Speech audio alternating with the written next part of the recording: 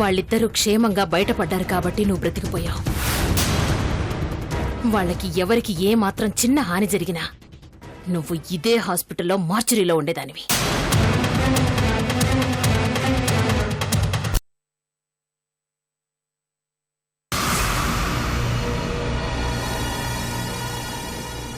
విన్నారుగా అత్తయ్య, నందిని ఎంత బాధపడుతుందో చూడండి. కడుపుతో ఉన్న అమ్మాయి కంటతడి పెడితే ఈ ఇంటికి అరిష్టం అత్తయ్యా. ఇంకోసారి ఇలా జరగకుండా చూసుకోండి, అదే అందరికీ మంచిది.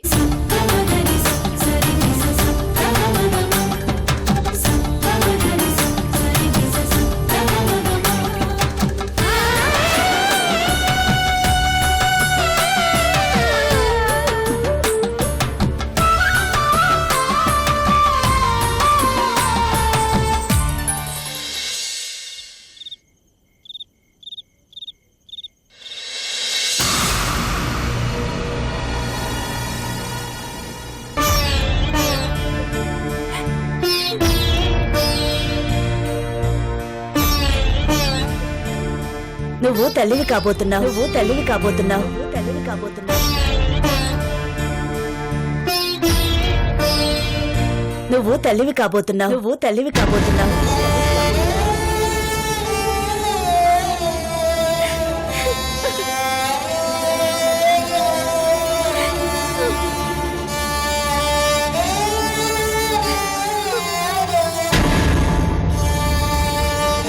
ఏంటి జానకి ఏడుస్తున్నావు?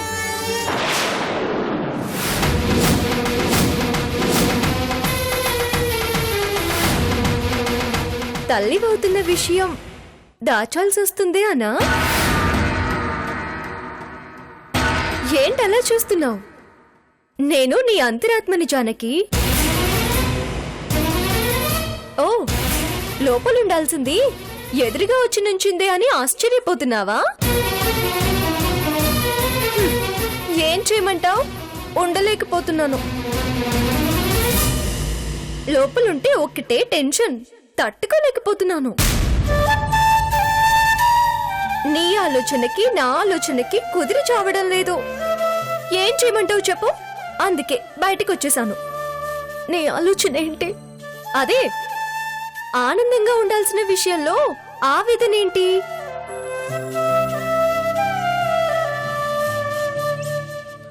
ఆనంద బాష్పాలు రావాల్సిన సమయంలో ఈ కన్నీళ్ళేంటి?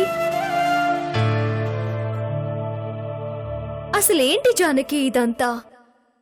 నాకైతే ఎగిరి గంతులేసి ఇల్లు పీకి పందిరేయాలి అన్నంత సంతోషంగా ఉంది. కానీ నువ్వు అలా లేవు. మనసు ఒకటి చెప్తే మైండ్ ఒకటి చేస్తుంది. అందుకే టార్చర్ అనిపించింది, బయటికి వచ్చేసాను. నువ్వేం చేస్తున్నావో కనీసం నీకైనా అర్థమవుతుందా? నువ్వు తల్లివి కాబోతున్నావు జానకి. ప్రతి ఆడది కనే కల నిజం అవబోతోంది. ఎందుకు నువ్వు ఆనందాన్ని దూరం చేసుకుంటున్నావు? ఎందుకు నువ్వు కడుపుతో ఉన్నావన్న విషయాన్ని దాస్తున్నావు?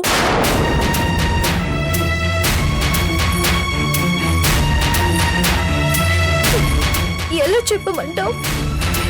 నేనే ఉద్దేశంతో ఈ ఇంటికొచ్చానో మర్చిపోయావా? నేను గర్భవతినన్న విషయం తెలిస్తే అది నెరవేరుతుందా? నువ్వు ఇంట్లో అడుగు పెట్టినప్పుడున్న పరిస్థితి వేరు, ఇప్పుడున్న పరిస్థితి వేరు. అప్పుడు నువ్వు ఏ స్వార్థం లేని జానకివి. కానీ ఇప్పుడు ఒక బిడ్డకి తల్లివి కాబోతున్నావు. చాలా తేడా ఉంది జానకి. ఒకవైపు మానవత్వం, ఇంకొక వైపు మాతృత్వం. నా దృష్టిలో ఆడదానికి మాతృత్వానికి మించిన గొప్పతనం ఇంకొకటి ఉండదు కావచ్చు. కానీ నా ఆలోచన మార్చుకుంటే నేను స్వార్థపరాలనవుతాను కదా. బిడ్డ విషయంలో ఏ తల్లైనా స్వార్థంతోనే ప్రవర్తిస్తుంది. అలా ప్రవర్తించకపోతే అసలు తల్లే కాదు. మరైతే అవతల నందిని కూడా తల్లి కాబోతున్న ఆడదే కదా. అందుకే కదా అంత స్వార్థంగా బిహేవ్ చేస్తుంది. ఏంటి అర్థం కాలేదా? నందిని కడుపులో విజయ్ బిడ్డ లేకుంటే నందిని ఈ ఇంట్లో క్షణమైనా ఉంటుందా? ఉండదు జానకి. కేవలం తన బిడ్డకి ఒక తండ్రి కావాలనే ఆలోచనే తప్ప ఇంకా ఏ రకంగానూ నందినికి విజయ్తో ఉండాల్సిన అవసరమే లేదు. అది స్వార్థం కదా? తల్లి కష్టం బిడ్డని కనే దగ్గర నుంచే మొదలవుతుంది జానకి. కనడం కష్టం, పెంచడం కష్టం, ప్రయోజకుని చేయడం కష్టం. ఇన్ని కష్టాలున్నాయని తెలిసినా బిడ్డని కంటుంది. అదే తల్లి మనస్తత్వం. కాని ఎవరో కష్టపడతారు కదా అని బిడ్డని కనకుండా ఉండాలనుకోవడం మూర్ఖత్వం. నేనేం బిడ్డని కనను అని చెప్పలేదే. ఎవరికి చెప్తున్నావు జానకి? నేను నీ అంతరాత్మని. నాకన్నా నీ గురించి ఎవరికి ఎక్కువ తెలుస్తుంది చెప్పు? తల్లివవుతున్నాను అన్న విషయం దాస్తున్నావు అంటే నీకమ్మతనం ఇష్టం లేదనే కదా అర్థం? నీ ఇష్టం జానకి. నేను చెప్పాల్సింది చెప్పాను. నీది మాతృత్వాన్ని ఆస్వాదించే మనస్తత్వమో లేక అమ్మ అనే పదానికి దూరంగా ఉండాలనుకునే మూర్ఖత్వమో నువ్వే ఆలోచించుకో.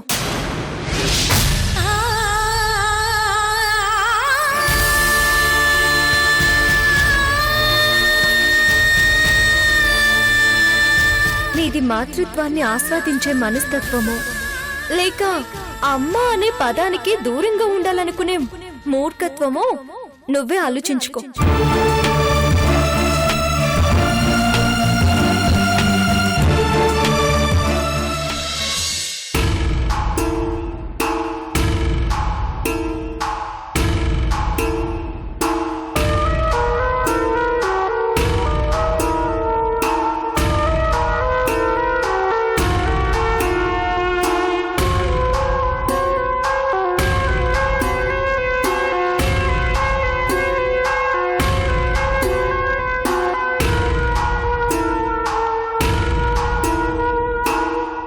ఏంటి హరి ఇలా జరిగింది? మన కూతురు లాంటిదనే కదా మనం నందిని గురించి ఇంతలా ఆలోచిస్తున్నావు. మరి మనమే తనకి శత్రువులం అనిపించుకునే పరిస్థితి కలిగిందేంటి? మనం నందిని కడుపులో బిడ్డను చంపాలని ప్రయత్నించడం ఏంటి? ఇదెలా జరిగింది? అదే ఆలోచిస్తున్నాను ప్రవళిక. ఎక్కడో ఏదో తేడా జరిగింది. ఆ కుంకుమ పూలో మరెవరో ఏదో కలిపారు. అదే నాకు అర్థం కావడం లేదు. ఇంకెవరు హరి? ఆ మల్లీశ్వరే అయ్యుంటుంది. నాకు అదే అనుమానంగా ఉంది. కానీ పూలబాబు వెళ్లే సమయానికి మల్లీశ్వరి ఇంట్లో లేదని దేవి చెప్తుంది. తన అబద్ధం చెప్పదు కదా. అదే నిజమే హరి. కాని నందినికి అబార్షన్ చేయించాలనే ఆలోచన మల్లీశ్వరికి కాక ఇంకెవరికి ఉంటుంది? ఖచ్చితంగా మల్లీశ్వరి చేసిందనడానికి ఆధారాలు లేవు. ఆ పూలబాబు ఫోన్ ఏమో స్విచ్ ఆఫ్ లో ఉంది. ఏం అర్థం కావడం లేదు. ఆ మల్లీశ్వరి సిచ్యువేషన్ ని అడ్వాంటేజ్ గా తీసుకుని హాస్పిటల్లో రెచ్చిపోయింది. అదన్న మాటలు ఇంకా నా చెవుల్లో మోగుతూనే ఉన్నాయి. దాన్ని అలా వదిలేయకూడదు హరి. నిజం ఈ రోజు కాకపోయినా రేపన్నా బయటపడుతుంది. అప్పుడైనా మల్లేశ్వరి అంతు చూడొచ్చు. కానీ ముందు ఏం జరిగిందో, ఎలా జరిగిందో కనిపెట్టాలి. ఇంతకీ మన పూలబాబు ఏమయ్యాడు?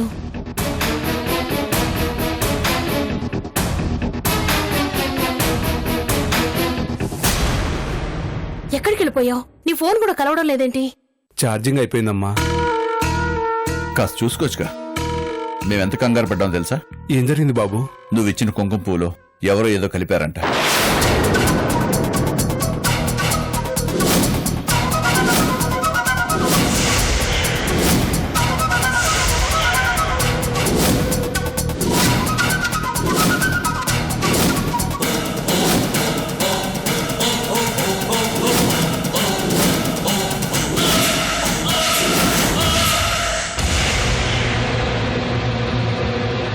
అదేంటి బాబు, నేను వెళ్ళినప్పుడు దేవమ్మ గారు ఒక్కరే ఇంట్లో ఉన్నారు.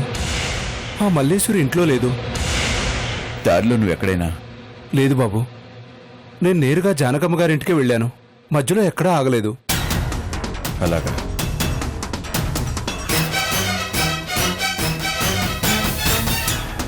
మరి ఇది ఎవరు చేసుంటారు?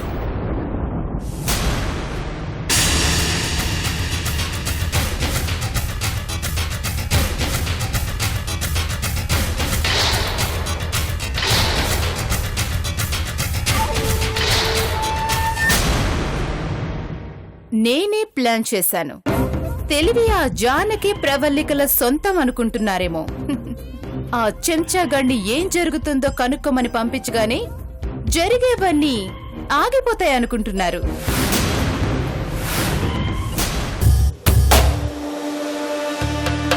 కానీ ఆగిపోయిందనుకున్న చోటే అసలు ఆలోచన మొదలైందన్న విషయం వాళ్ళకి తెలీదు. ఆ పూల బాబుగాడు మీ నుంచి తప్పించుకున్నాడేమో కాని నా దృష్టి నుంచి కాదు.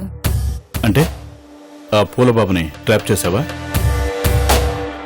ట్రాక్ చేసినంత మాత్రాన వాడు మన మాట వినే రకం కాదు. మరేం చేసావు మల్లేశ్వరి? నేనేం చేయలేదు. సిట్యుయేషన్ అలా కలిసొచ్చింది. పోలీసులు ఇంటికొచ్చి వెళ్లారన్న ఆవేశంతో నేను నీ దగ్గరికి బయలుదేరానా? ఆ ఆవేశంలో నా పర్స్ మర్చిపోయాను. తిరిగి ఇంటికి వెళ్ళాను. అప్పుడే ఆ పూలబాబుగడి ఇంట్లోంచి బయటకు వెళ్ళటం చూశాను.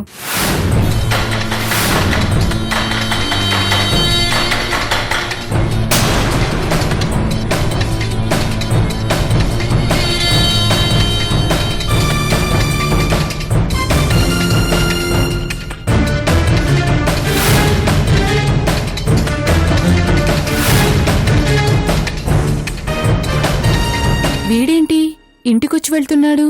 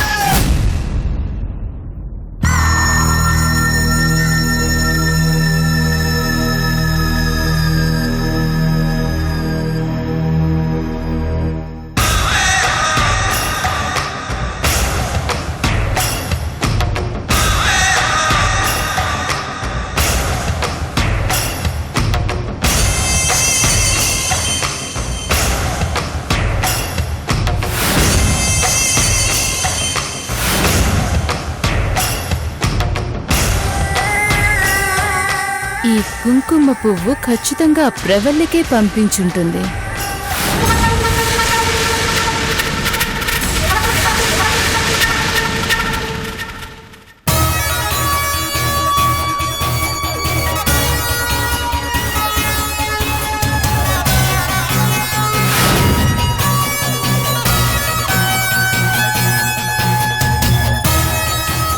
ఎప్పుడైనా పనికొస్తుందని ఈ అబార్షన్ అయ్యే టాబ్లెట్ నా పర్సులో ఉంచడం మంచిదైంది.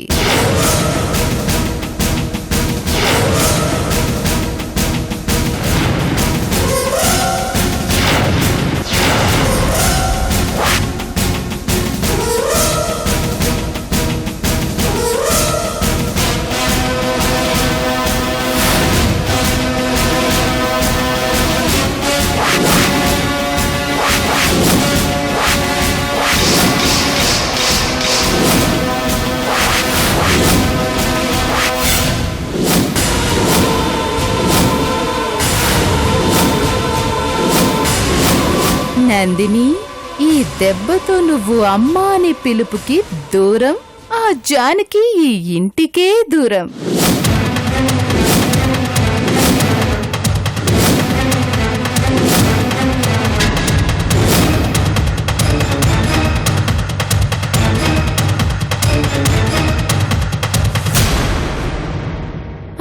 చేతికి మట్టంటకుండా పని పూర్తి చేశాను.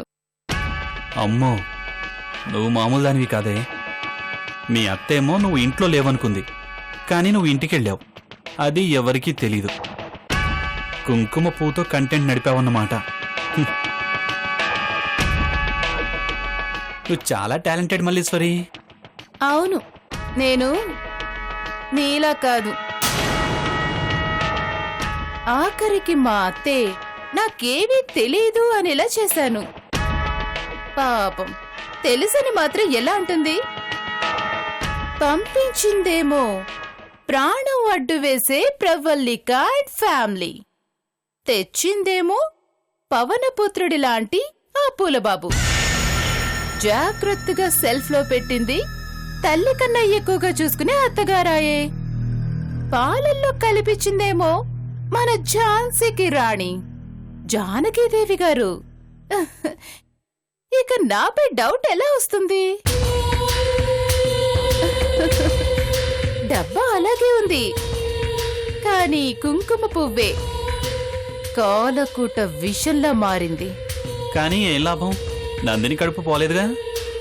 బట్ జానకి పరువు పోయిందిగా. పరువు కాదు, దాని ప్రాణం పోవాలి. అది జరుగుతుంది రుద్ర, తొందరెందుకు?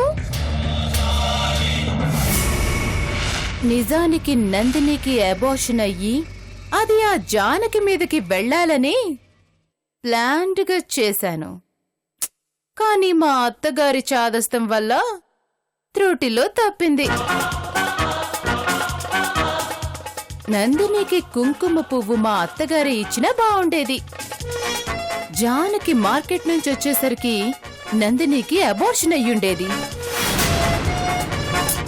కానీ మా అత్తగారికి అన్నీ జానకే చేయాలని ఉంటుందిగా, అందుకే అది వచ్చేంత వరకు వెయిట్ చేసి దానితోనే నందినికి కుంకుమ పువ్వు కల్పించేలా చేసింది. ఎంతైనా జానకి హీరోయిన్ కదా, అందుకే నందిని కడుపులో ఉన్న బిడ్డకి ఏం కాకుండా కాపాడేసింది. పోనీలే, ఇంకోసారి ఇంకోలా ట్రై చేద్దాం. బట్ ఇప్పుడు మన మీద డౌట్ రాకుండా మేనేజ్ చేశాం కదా, అక్కడే మనం సక్సెస్ అయ్యాం. ప్రస్తుతానికి ప్రాక్టికల్ విక్టరీని మనం ఎంజాయ్ చేద్దాం. నేను వస్తాను. Bye bye. భయా, బాటిల్ ఇచ్చామంటావా? రోజుకో బాటిల్ తాగేస్తాడు, ఇప్పుడేమో తూని అబ్బా అంటున్నాడు. టైం బ్యాడ్ అయిపోతే ఇంతే. సర్లే, ఏం చేస్తాం.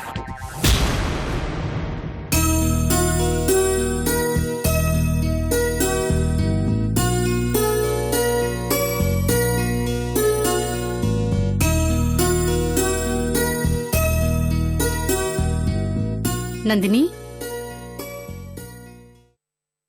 జ్యూస్ తీసుకో.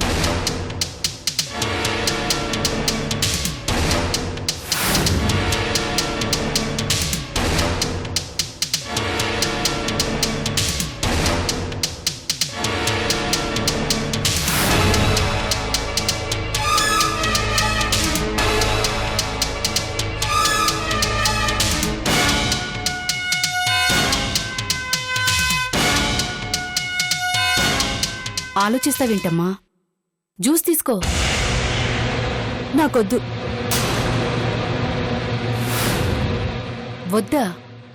ఎందుకు?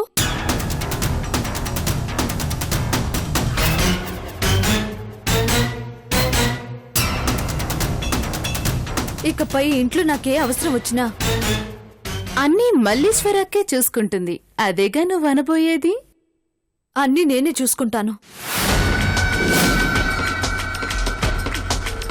నాకెవరి సహాయం అక్కర్లేదు.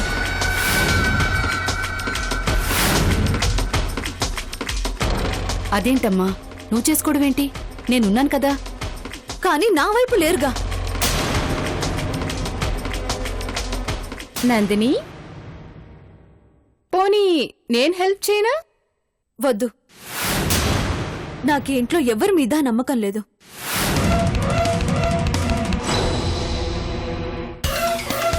ఏం తిన్నా ఏం తాగినా అందులో ఏం కలిసిందో ఏమో అన్న టెన్షన్ నేను భరించలేను.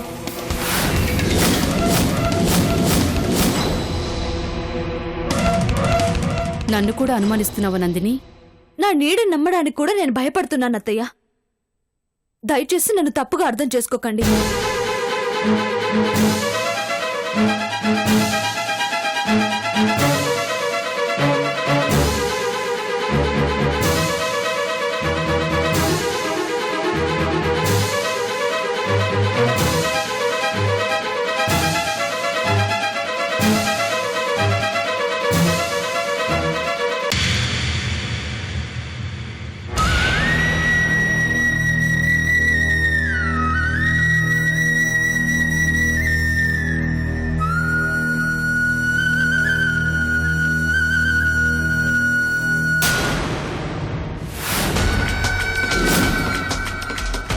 ఇదేంటి ఇంత ట్విస్ట్ ఇచ్చింది? ఇప్పుడు దీన్ని ఎలా నా వైపు టర్న్ చేయాలి? హా, అదో పిచ్చిది. దాన్ని నా రూట్లోకి తీసుకురావటం ఎంతసేపు గాని ముందు ఫీల్ అవుతూ వెళ్తున్నా మా అత్త పరిస్థితి ఏంటో.